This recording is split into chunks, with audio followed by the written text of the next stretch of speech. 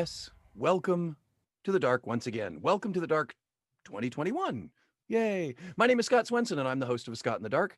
And with the start of the new year, with episode 51, what I've decided to do is not only present this as a podcast, but I'm also doing it as a video as well, which should be available on YouTube, and there'll be links out there and you can find it. And I don't know how I'm going to post it, but we'll figure it out. So anyway, I'm doing both, so you can either watch or listen, depending on what you'd like to do. I'm really excited about starting my next 50 shows, because, like I said, this is 51. So I'm thrilled to think that hopefully we'll have a gazillion new shows coming up here shortly. I've got a whole bunch of new ideas, and I'm hoping that they will all come to fruition, and they'll all be things that you guys are interested in and want to hear more about. So I guess that's just kind of where we're starting off. This particular episode is all about mashups. Now, I know that this is actually being recorded in January of 2021, and at, at this point in time, my guess is that you guys are probably recovering from the new year, the holidays, whatever else might be going on. I don't know, election, whatever. Anyway, you're probably recovering from all of that, and you're probably starting to think, well, gosh, what can I do this year that's going to be new? What new ideas, what new stories can I tell? And I was doing a coaching call with a new home haunt, actually, and we got to talking about how do we make stories new? How do we find ways to incorporate new ideas and make things seem fresh? Because we've all heard that every story has been told. You just have to find a new way to tell it, and that's probably true. But the idea is that you want to take these stories and find your own twist. What makes you unique in the way that you're telling this story, or the characters that you've put into this story, or whatever. Um, this is, of course, assuming that you agree that a story is a valid place to start with any haunted attraction. I know there are some people who don't, and that's fine. I respectfully disagree with you. I think that it's really important to have some sort of story so that you can take guests on a journey and make it a piece of immersive theater. So, without reciting the entire Follow the Story book, which, by the way, is available on Amazon, short little plug there. Uh, but without reciting that whole book, just remember that a story basically gives you your structure. It gives you a beginning, a middle, and an end, exposition, what happened before the story, the middle, which is where all the cool stuff happens, and the end is the big resolution as to what that's all about. It also provides you structure when making decisions about scenery, lighting, costuming, characters, uh, makeup, audio, scents, scent machines, animations, whatever, so that you don't just look like a showroom on a trade show floor. Gosh, wouldn't it be fun to go back to a trade show floor again? Well, hopefully soon. But anyway, you don't want to look like a trade show floor. You want to look like a haunt. You want to look like a real place that takes people away from reality into your own terrifying narrative for however long your haunt lasts. So that's just why it's important to have a story. But now you have to look at, what is the story that I want to tell, or how can I tell something that's unique and different? And um, I think the first thing is you need to make sure that you recognize the difference between story and location. Um, story is something that is what is the action? What's happening? It's, as we said, the beginning, middle, and end. So in the story, you identify, who is your villain? Is it a monster? Is it a human being? Is it a situation? Like a zombie plague, or a, dare I say, pandemic? Uh, so that's what your story does. Your story is what is happening. What is your beginning, middle, and end? Where do you start? What are you aiming towards? And what is the resolution, and what is the moral? In other words, why did you tell the story? Now, does every story have to have, a storybook ending moral? No, absolutely not. But I do think it's important to at least recognize, gosh, why did I take people on this journey? Why am I making people pay me to scare them? So you've got your story, and maybe your story, let's just say for the sake of argument, your story is a hidden coven of vampires comes to life to stalk the present. They've been sleeping for 100 years, and now they've made their way to the surface, and they uh, are now plaguing contemporary society. So you got vampires. I don't know whether vampires fall under covens or not. I know that's witches, but anyway, you got a group of vampires. You got a bunch of vampires, and they've come to wreak havoc on society. So there's your story, basically a simple storyline. Yes, it needs more details, but now you have to look at um, you've identified who your villain is, what the story is, where they've come from. They've been hidden for 100 years, and where they're going. They're coming into the present day. You also need to identify who are your guests. Now, I think all too often, haunts make the decision to make their guests passive observers, just basically people who walk through a museum-like experience and look at horrible things happening. I personally don't care for that kind of haunt unless it's something really, really cool. I mean, Universal Studios, for example, in Florida, does that kind of haunt very, very well.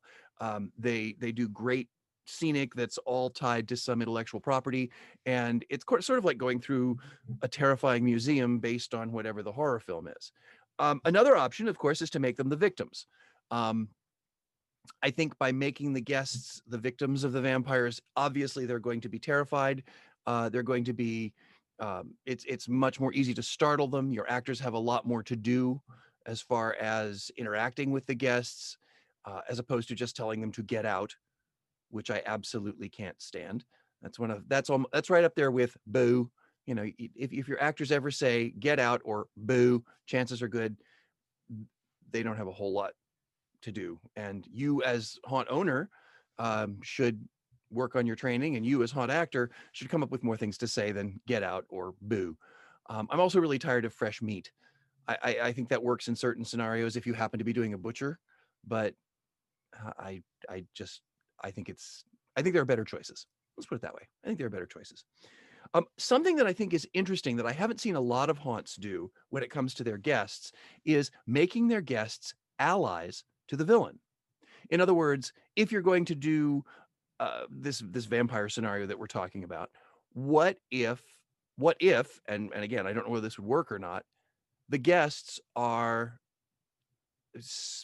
transitioning into vampires. They're the latest class of recruits. They're the ones who have been bitten most recently, and it's their blood that has reinvigorated the vampires to come out of hiding.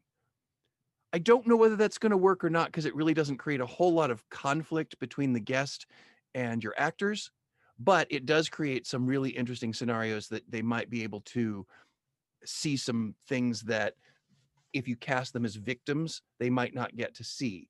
Like if you wanted to do a lounge area where all the vampires are just kicking back and drinking blood and smoking hookahs and whatever vampires smoke. I don't know what that would be. Clotted blood. I don't know. Anyway, uh, it might give you the opportunity to open up and create some unique scenes that you may not have done before. So make them or maybe perhaps the guests are the familiars for the vampires. They're the humans that take care of the vampires during the day. I don't know. But whatever it is, decide who your guests are as part of that story. And I think that will help you define the story better. It will also give your actors more to play, and it will help you in picking out, what the next cool piece of scenic or animation or prop or whatever that you want to use, because you've got an interesting story, a story worth telling. So now let's talk about we've identified what story is all about. Now let's talk about location. And the reason I mentioned my coaching call earlier is I had two different people who were involved with the same haunt, and one wanted to do a haunt in a specific location, and one wanted to tell the stories of local paranormal experiences. And we just kind of mashed those two together and created something that I thought was really, really cool. It was unique. It was true to their area, and it took place in a place that you wouldn't necessarily expect it to take place. I mean, for example, when you think of vampires, the first location I think most haunters are going to go to is, well, let's do a big castle. Okay, well, yeah, been done before, and unless you own a big castle, which some of you may, I don't. But if you own a big castle, then yes, use the castle. But for the most part, if you're going to try to recreate a castle in a storefront or a warehouse, it's going to be, well, first of all, not cost effective, and secondly, probably not as well executed as it will be in your mind. You'll have these great ideas, but you won't be able to translate those into something real. It's also kind of been there, done that. It's kind of old Universal Studios. I will say now, from a film standpoint, when things like Underworld created those beautiful castle scenes, that was cool because they juxtaposed them against modern day, or they juxtaposed them and placed them back in history, which was interesting and neat.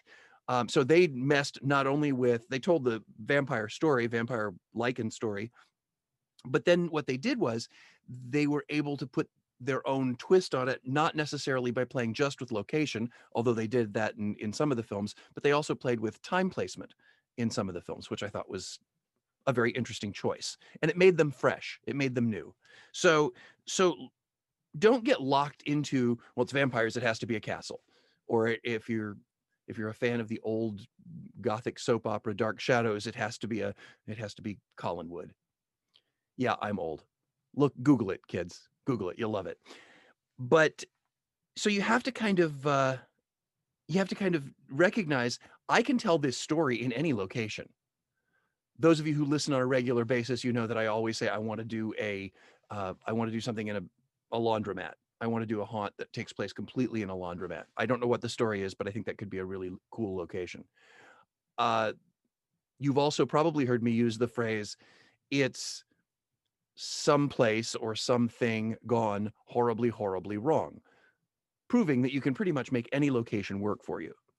With vampires, for example, back when I was still working at Busch Gardens and doing Hollow Scream, I wanted to do a vampire house. And originally, I had this space and this budget where I could do a very tall ceilinged something, but I couldn't really afford to do a castle as well as I would have wanted to. So my original plan was, here's a group of vampires that have been sleeping for the last 100 years, and the ones that there are two or three that have been awake all this time, because let's face it, they're immortal. They can do that. They've been collecting items and are now the curators of this incredible museum.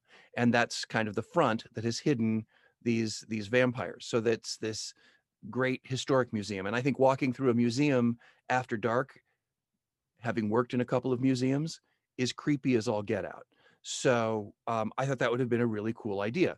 We then lost the original space that we were going to put this attraction in and had to move it into the bumper cars. Bumper cars have a very low ceiling, not a very high ceiling, don't look anything like a museum. So we changed the location. We kept the story, but we changed the location and made it a subway, so that these vampires had been living underground, which makes sense for vampires. They like darkness. They'd been living underground, and the subway had all of a sudden cut into their underground domain, and now the vampires were intermingling with the people, and so it was vampires in the subway. Uh, Again, is that the first thing you think of when you think of vampires? Or are vampires the first thing you think of when you think of a subway gone horribly, horribly wrong? No. But by taking these two seemingly unrelated elements and mashing them up, smashing them together, we created something that I had not seen before and I thought was kind of cool. It made it unique. It made it fresh once again.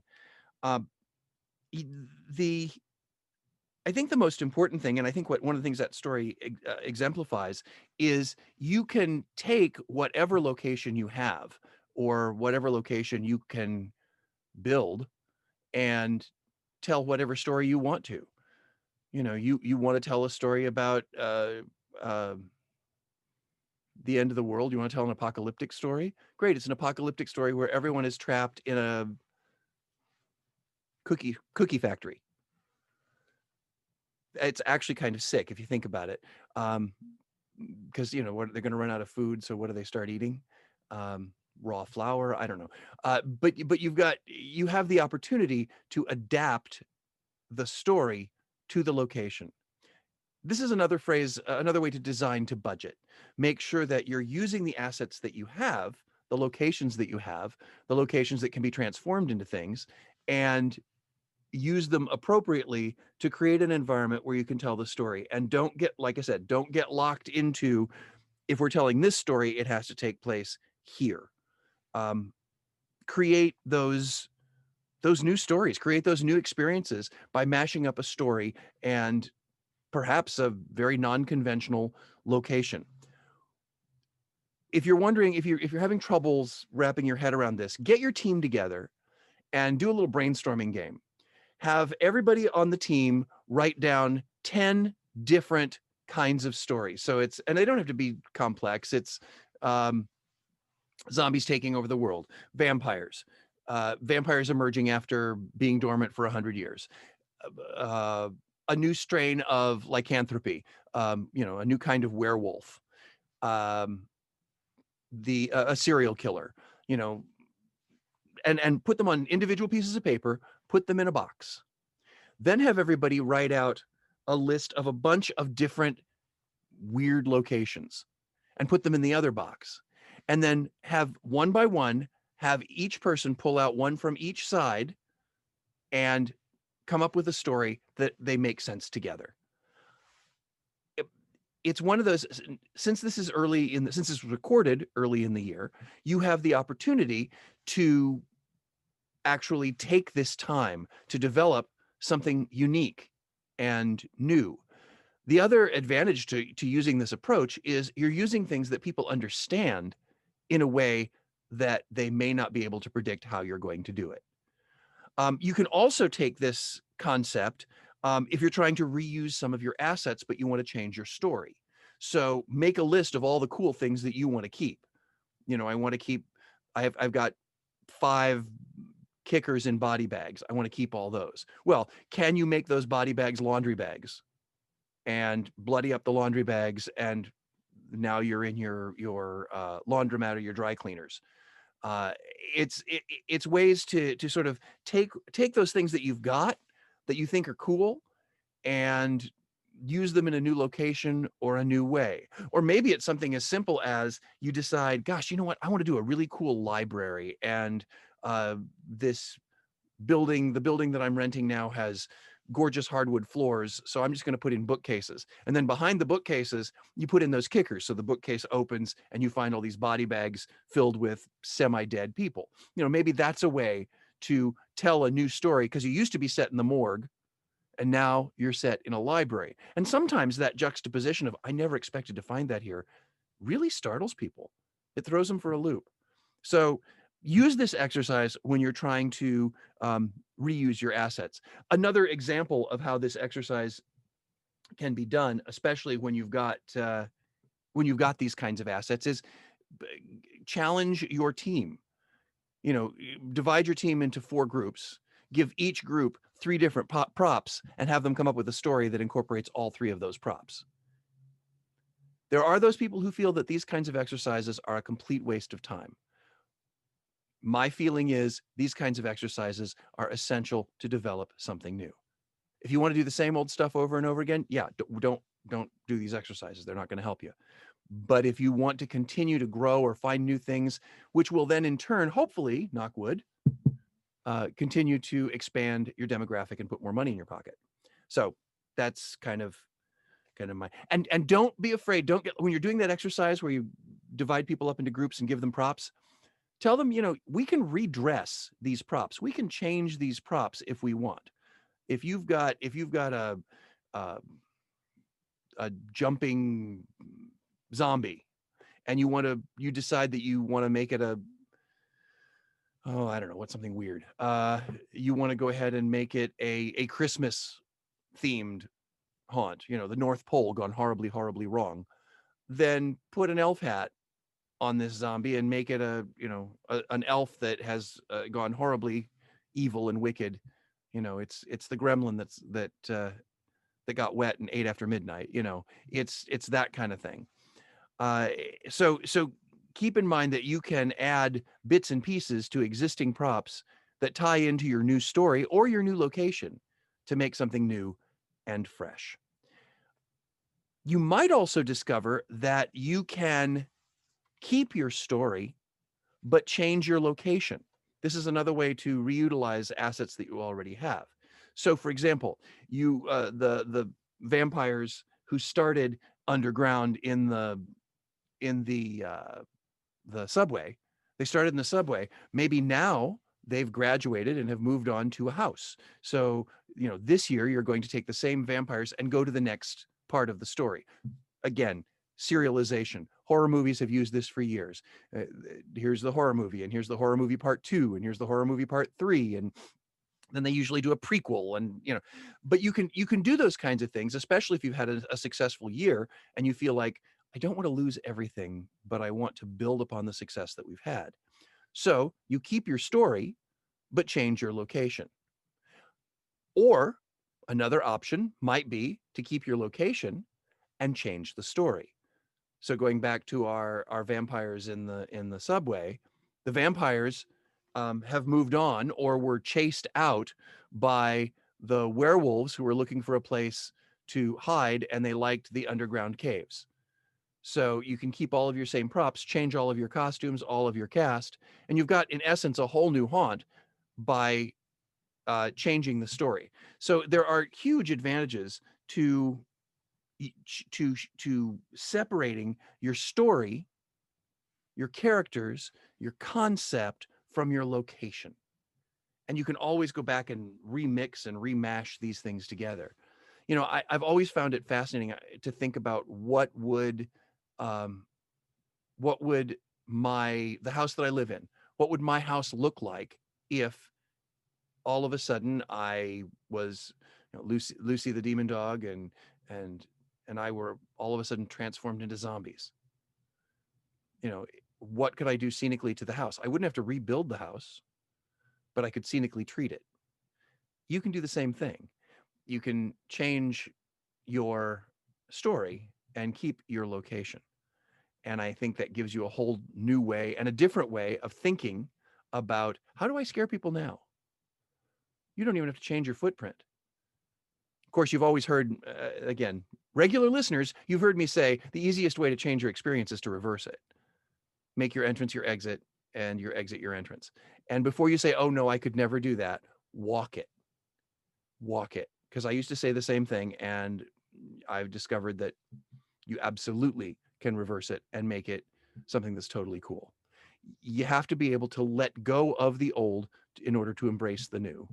But you can absolutely do that. So I guess my point being is, if you are able to recognize that your story and that your location are not necessarily forever and ever tied together, you'll be able to change things more quickly and to create some of the most unique haunt experiences you've ever put together. So that's kind of my rant. I know this is going to be a relatively short episode, but let's face it, it's the beginning of the year and we've all got things to do. But hopefully it gets you thinking about what your story is going to be, what your location is going to be, what props you need to keep, and probably more importantly, what props you need to buy as we move forward.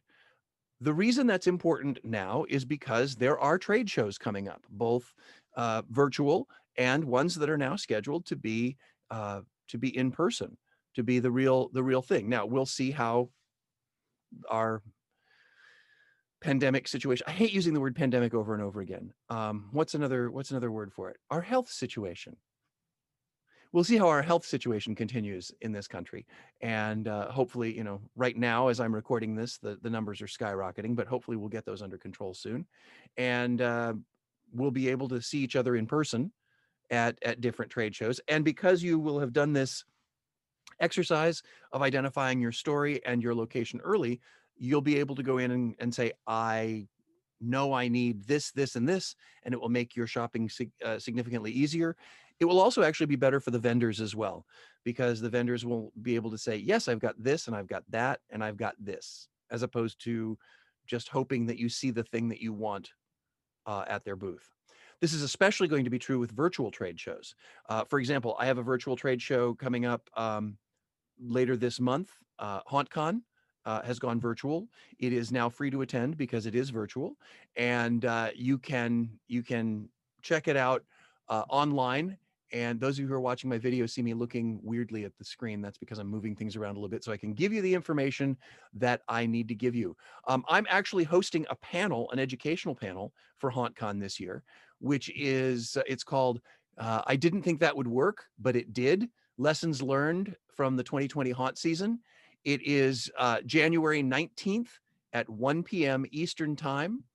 And like I said, I will be hosting it, and there will be some folks in the panel. Um, Justin Fix from JFI Productions, as well as he's been confirmed, and some folks from some of my clients that I've worked with. There'll be we're looking at trying to create a very diverse panel so that we can talk about, you know, the positive side of what came out of 2020. Yes, there were a few things, but the other thing is, as part of this virtual trade show, there's also a virtual trade show floor, so you'll be able to see what vendors have, and you can check it out. You can talk to them, you can engage, um, and you can just make sure that you're you have your story together and you know what you're looking for. So you can ask them, hey, you know what, I'm doing this crazy vampire in a subway thing. Do you have anything that's either vampire or subway? And see what they say. You know, I honestly believe that vendors like you to come in with ideas so they don't have to design your haunt for you on the trade show floor. Okay. Um, Another trade show that I am currently scheduled to do a seminar is Transworld. And Transworld is currently, fingers crossed, scheduled to be a live in-person show in St. Louis at the Americas Center. And it's in May. And I'm doing a seminar there, which has nothing to do with Halloween. It's called Capturing the Christmas Spirit. And because not only do I do Halloween events, I also do Christmas events. So it's called Capturing the Christmas Spirit. And it is Friday, May 7th, from 11:30 to 12:30. So if you're planning to go to Transworld, please stop in and say hello. I would love to see you. And even if you're not planning necessarily on doing a Christmas event, um, hopefully then I'll just see you around on the trade show floor if you don't attend my seminar, but you should, because I think it's going to be cool. Just saying. So that's the two virtual trade shows that are coming up that I know of, that I'm involved in. And if, like I said, get your stories down, get your locations down, and then you know what to shop for at these particular events. Since I've kind of entered into my promo section of the show, I would be remiss if I did not point out that we just did a brand new book. Philip Hernandez did the editing, and it's based on this show, as a matter of fact. It's called The 13 Commandments of Haunting, and it is available on Amazon, as well as my other books, Follow the Story, and then The Dark Poetry and Prose, Awake in the Dark. If you want to know where all these are available, just go to scottswenson.com/books, and you'll be able to just find links to everything I've ever written, which is kind of cool. It's sort of like a clearinghouse. Also, working on a new project. Speaking of Philip, I am the co-host of sort of I'll call it a related podcast called Green Tagged Theme Park in 30.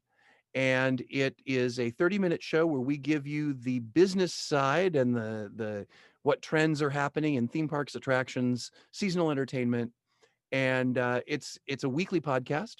It comes out every single week on Sunday, and then we also do some special podcasts as well, on specific topics. If you'd like to learn more about Green Tagged Theme Park in 30, it's available on all the podcast carriers, and you can also go to greentagged.show.com. So greentagged.show.com, and you can get all the information there. The cool thing about that show is Philip puts a lot of effort into the show notes. so that you can not only listen to us talk about things, but you can also read the articles that we're talking about, as well as whatever other information is there. We also videotape that show, just like I'm doing here. So you can either watch it or listen to it. That's completely up to you. And finally, I would like to ask each and every one of you who are listening to please become subscribers to my newsletter. The only reason I say that is because it gives me the opportunity to have a one-stop shop so I can talk about everything that I'm doing, not just the things I promote at the end of the show, but also the projects that I'm working on. Sometimes I need help with things, so I'll reach out to my newsletter folks first. Or for you, what benefits you is every single month, it's a monthly newsletter, comes out on the 13th of the month, of course. It comes out every month, and in each newsletter, there is some sort of giveaway or newsletter subscriber only content. Sometimes it's a video behind the scenes at one of the projects I'm working on. Sometimes, what has it been in the past? There was a print at home mask that fit over a fabric mask that magically turned you into a clown. There have been downloadable audio clips, either to talk about the COVID safety precautions in your haunted attraction, or one of them I actually did was a phone answering, um, like a voicemail kind of message for Halloween.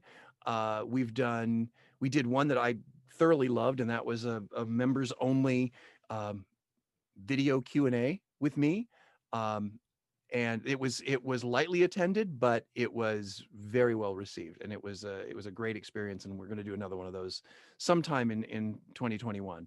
Um, and then, of course, since I've got new books out there, it is a possibility that sometime in the near future, we might be doing raffles to give away books, to send you signed copies of the books, whatever. So just tossing that out there, might happen.